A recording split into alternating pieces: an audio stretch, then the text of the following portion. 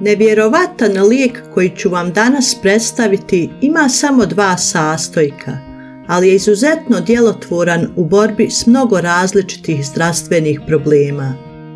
Užurban način života, loša prehrana, stres, slaba probava i metabolizam mogu doprinijeti nestabilnom nervnom sistemu, koji također narušava hormonalnu ravnotežu.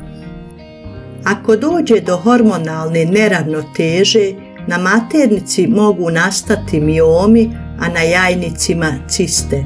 Mnoge žene se susreću s ovim problemom. Iako miomi i ciste nisu opasni, ne smiju se zapustiti jer mogu preći u ozbiljna stanja.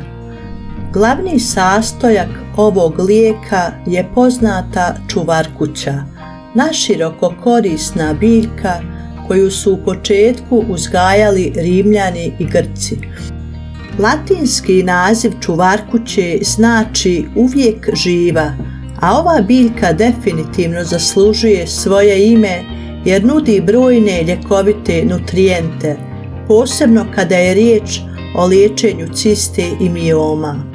Potrebno vam je 300 g listova čuvarkuće i 300 g pravog prirodnog meda. Uberite listove čuvarkuće, dobro ih operite i sameljite u blenderu. Kašu koju ste dobili pomiješajte sa medom u staklinci. Promiješajte dobro da se sastojci sjedine. Smjesa treba da ostoji 5 dana, s tim da je povremeno opet promiješate. Staklinku čuvajte u frižideru.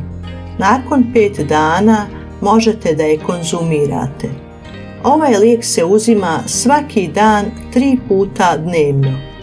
Prvu kašiku uzmite odmah ujutro kada se probudite, drugu nekad tokom dana i treću pred spavanje.